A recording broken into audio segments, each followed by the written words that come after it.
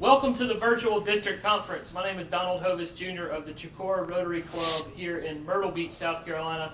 I'm pleased to be out here at Coastal Carolina University out here in beautiful Conway, South Carolina with the head football coach of the Coastal Carolina Chanticleers, Jamie Chadwell. Jamie, thank you for taking some time to spend with me today. Donald, I'm excited about it. Rotary, I've had the opportunity to speak at several Rotaries, and it's always been a great time, and I'm excited about being on here today with you. Well, we appreciate you taking time out of your busy schedule, and we'll have some fun here with this. We better. Right? So, Jamie, for those that are watching this that may not know a little bit about you and your coaching career, can you kind of tell us a little bit about the career of Jamie Chadwell? Sure. I grew up in East Tennessee. That's where a real small town outside of Knoxville, and coaching was sort of in my blood. My father was a high school coach. Ended up going to East Tennessee State University. Got a degree in economics, but my mom wanted me to be a business person, not a coach. But coaching was in my blood, and started coaching there as soon as I got done playing. And then in 2003, went to Charleston Southern University as assistant. Was there for 5 years, and then was fortunate to get my first head coaching job at North Greenville University in Tigerville, South Carolina. Was there 3 years, and then Delta State in Mississippi for 1 year, and then back to Charleston Southern as a head coach. Came to here at Coastal in 2017 as an assistant coach, and then got named the head coach in 2019. And it's been a whirlwind. I tell everybody, my wife, gets mad at me all the time. We have 3 children. They've all been born in 3 different cities. So that tells you the way the profession of coaching. But been fortunate in the majority of my jobs to be in the state of South Carolina. And it's a place that I'm passionate about and that I love. It's become home for me, and very thankful, obviously, to be here at Coastal Carolina and coming off obviously a tremendous season that we had. Tell the viewers a little bit about that season last year. I know you set some Sun Belt records. Conway got a lot of exposure. Coastal got a lot of exposure. Talk a little bit about that. Well, I think more than anything, that was what I was, really, I think, thankful and humble for. Obviously, we had a great season. We ended up being Sun Belt champions, highest-ranked Sun Belt team in the history of the Sun Belt, which is over 20-something years. We got up to actually number 9, finished 14. Had all, 17 all-conference players and several All-Americans. We're going to have an NFL draft pick coming up. So a lot of great things on the field. But if you were paid attention at all, and you're familiar around it, just the community spirit and everybody coming together, almost like a family, around what we were doing this year. COVID taking away all these things, and just the world looking like it was crazy. Nobody knew what was going on. I think the one constant this year was the way we played, and everybody had a chance to rally around that. And whether you're a Coastal fan or not, I think around the country, a lot of people became Chanticleer fans because of the way our team played and coming out of not a lot of people not knowing about us. We're wrestling in the locker room. We're doing all these different things, and it's just a tremendous, special season. But to see the notoriety brought to our university, specifically brought to Conway in our area here, game day, college game day being here, that doesn't happen typically at our place, and for that to happen, just a lot of fun, a lot of great memories, and great to be a part of. But also, really, I feel like that's hopefully it's the start of something really special that we're doing here. And I'll tell you, for any fan out there, whether you are a Coastal fan or another fan, that game when college game day was here might have been the best college game of the entire season this year. Well, I like to think so. Obviously, I think it was the best one. Obviously, we were part of it. But I agree with you. I had, after that game, now I had a lot of BYU fans mad at me, so they were sending me bad emails. But majority of the thing that happened, people from around the country just said, hey, that was one of the best college games that I've ever seen. And they were just excited to watch it and thankful for, how the team played and all those things. And so I think that game, as you mentioned, whether you're a fan or not, I think it resonated with college football fans because it was the way it happened, the way it was set up 2 days in advance, all the different things that had to happen, and to go out and the game end on the 1-yard line, a tackle on the 1-yard line. I don't know if Hollywood could draw up or Disney could draw up a better script. And maybe me and you should actually call Disney and see if we can get us a movie going. There you go. That would be awesome. We're already got the faces for camera, so. And you got the voice, for sure. And now the hair. I'm noticing. The hair's looking good. Hair's looking good. I do have a mullet. I promised our team if we won the conference championship, I probably should have a little bit more faith in them, that I would get a mullet, but I'm a man of my word, so I got a mullet here the other day. My wife hadn't talked to me in 2 weeks because of it, but it'll grow out eventually. I got you. Well, the theme of our conference this year is Family of Rotary. And that's one reason why I'm with you today, is I know you're very passionate about family and your program here at Coastal Carolina. Can you just How did that start? Where, how did family become so important? Well, that's a great question. I think if you look back, when growing up in a household where there was a coach, he was obviously my father, but he was a father to a lot of other people that maybe didn't have one. And I think I got a good sense. I had a strong family, but I think I had a good sense of what having a coach that built his program around family meant beyond the football field. And so I think I knew that. Maybe not, as a young person actually understood it, but as I started going through and you get into college and you're around a lot of different people from different backgrounds, you see where the people that had a strong family and had a strong foundation, and then you saw young people maybe didn't, and there was difference. And I made a decision. There when I got into coaching. It's like this has got to be more than about winning. It's got to be more than just X's and O's. It's got to be about what can we do together. What can we do as a football team to become a family and put our personal desires away and what's best for each other. And I think it started from there. And then I believe in my heart, that's a lot of reasons why the success that we've been fortunate to have and the different stops we have is because that family mandate is never left. And it's pretty easy for a teammate or someone on the program to kind of buy into that pretty quickly. You could physically see that last year, whether you were here in person in the games or watching on TV, or seeing the things in the locker room. I think you really could notice that everybody was on the same page last year. Yeah, and you would like to think that was easy, that a lot of people do that automatically. But I think the biggest thing being a part of a family and being in a relationship is about building trust, right?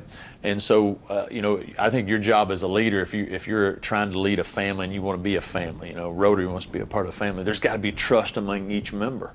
And the thing that we spend a lot of time on is developing and gaining that trust and earning that trust from each other. And how you do that is being consistent. And you're consistent how you treat each other. And you're consistent in your approach. You're consistent in the accountability that you have. And I have no doubt that why I got all those positive emails and all those positive things, because people could see that through the TV, or they could man, there's something about that team. They play together. They play for each other. And I think when you're doing something for your group, for your team or whatever, that's beyond yourself, that's a common purpose, like you have a common purpose, we have a common purpose of why we play. And I think as in an organization or a program, if you have a common purpose and you're all pushing for that, man, that's how that family becomes tight. And that's why the success is followed. So you mentioned something I want you to kind of expand upon a little bit, is the motto of Rotary is service above self. Mm-hmm. A lot of what you just discussed, you talked about service above self. Am I correct? Yeah, yes, 100%. Because I think if you're a leader and you're trying to lead right, it's about being a servant leader, right? That's the biblical example that we get. And so if you want to show others that you love them and you care for them, the best way to do that is to serve them. And now, how do you serve somebody? Well, in our little world, servants can be, hey, I'm going to show up on time. I'm going to go to class. I'm going to do what I'm supposed to do. Because why? Because I care enough for you as a teammate and I love you as part of my family. That can be something like that. It doesn't have to be, hey, I'm going to go clean this or clean that. But when you have that servant mindset and that servant leadership, you do little things necessary because you want your teammate or your brother to have success. And when you put others before you, that's what a servant leader does. Hey, I'm going to help you get to where you can go, where you want to go, because I'm going to serve you to help you do that. And I think that's in any type of team. If you have that mindset and the leaders follow that through, that's when great things can happen. When did you first begin to put this family culture kind of coaching into your program, and where did you develop that methodology?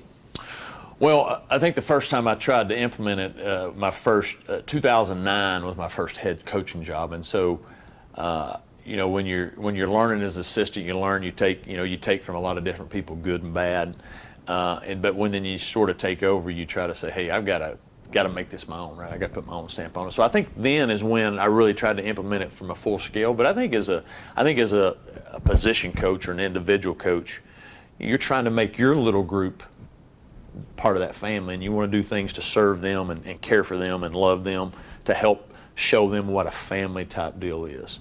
And so I think from a young standpoint, just when I first started coaching and getting into a team some type of team things, it was something that was natural, but it wasn't on a big scale.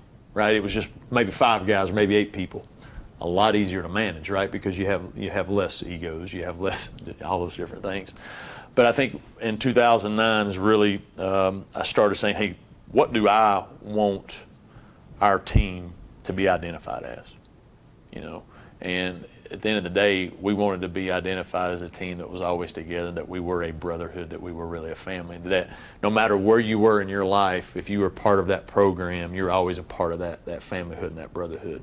And there was things that we had to do to earn that, right?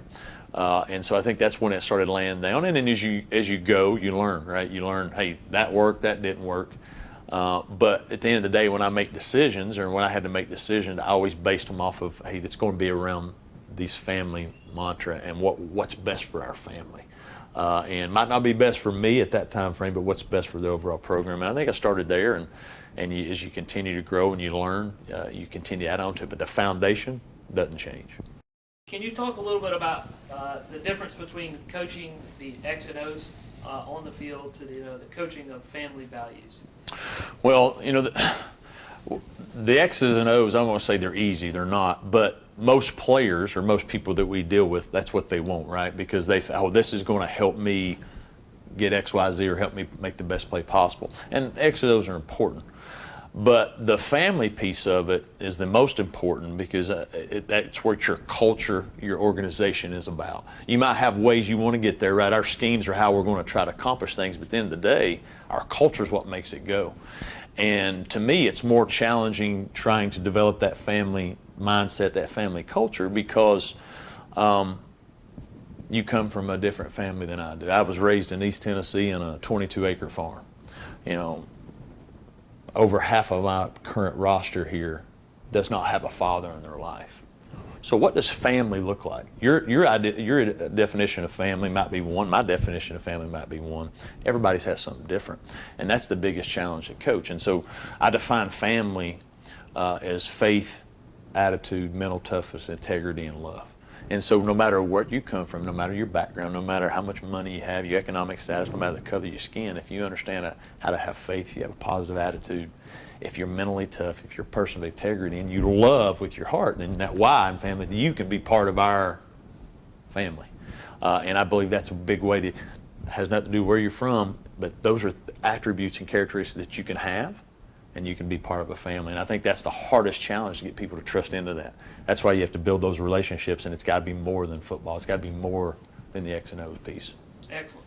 Could you repeat the faith for me one more time, and how it's broken down? Yeah. So family is faith. Obviously, having faith in yourself, and faith in your team, having a positive attitude, being mentally tough when you get challenged, be able to push through those tough times, be a person of integrity, be free from deception, and then love. Love's the greatest characteristic that I believe you can have, and if you love yourself, then you can love others, and that's what develops a family type mindset. And then the why would be you. You stick into that. You have those characteristics. You can be part of our family.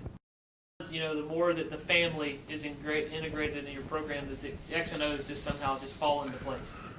Well, I don't know if they fall into place, because you got to get guys to execute them. But I think what happens is, because if you do have that strong dynamic, if you do have that strong family built, then the people that are coming in your organization, they value that, they want to be part of that. And then the X and O's doesn't become much of a burden, where it's more, hey, I want to do this because it's going to help me grow this part of the family. I think when you don't have that, then there's challenges.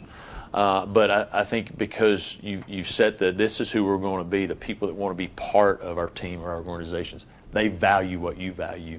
And so the other little things, maybe they do fall in place, but it's something that, hey, I know this is going to help this family be better, and something that I'm excited about doing. You need both, no doubt. We have to be, but if you said, hey, which one do you need above the other? It's the family, it's the culture over anything. The culture, words we use is culture beats strategy every day and any day. And so I think that's very important, that you have that good foundation, and then the people that want to be a part of it, those other things that you need necessarily, they are excited about doing it. And you've said this word a lot, and it's behind us on the wall here, and it's on the back of your shirt you're wearing right now, but that word is believe. Mm-hmm. Can you talk a little bit about believe? I can. And if you notice this, there's no I in it, it's a one. So we took the I to believe, and our theme or mantra is one team, one family, one purpose. You know, we are one, and the whole purpose, you know, behind that was, before you can become a champion, before you can become a great organization, a successful organization, however you want to define it, you have to believe you can do that. And our mind is our strongest muscle, but most of the time that's our weakest one, because we don't do the things necessary to train it the proper way. And so our whole job as coaches is to get young people to believe in themselves and believe in each other. And if they can believe that they are champions, or they believe they're successful, then the habits that start following that will produce the results that you want. So I'm big into believing and making sure you understand that you can make things happen here, and then once you do it there, then you'll start living with discipline. You'll start doing those daily choices and creating those habits and behaviors that produce great organizations or great teams. But it all starts up there. Anytime you take over a new organization or a new team, whatever it may be, that's the hardest challenge, is what do you believe, and how do I help you change those beliefs and let those behaviors show what you believe in? So that's something that we'll always have, and no matter how long you're here, you know, we had a great year, we still got to believe in each other and still believe in the mission of the team, and believe in that family dynamic. And talking about next year, as we kind of close up here this afternoon, is, you know, what's the future look like for Coastal Carolina? I'm sure it's bright. Well, you know, we believe so. You know, I think we scratched the surface of the type of program we can be. We obviously had a tremendous year, and nobody thought we thought we was going to be good. I don't think nobody thought we'd be, you know, top 15, top 10, all those things. And so now that expectation, you know, has been set. That standard has been set. Outside, there's going to be more pressure, right? More pressure to do this, more pressure to that. On the inside, our expectations were, we felt like we were already at that point. So now we just got to continue to climb that mountain. I think what happens is, once you climb it, sometimes you settle. You take a view. You take a look and say, look what I've done. And that's the worst thing we can do. We've got to climb and remember what we did to climb it and continue to do it better. But I think we've got an opportunity here at Coastal to do some special things for a long time. It can be a tremendous place here.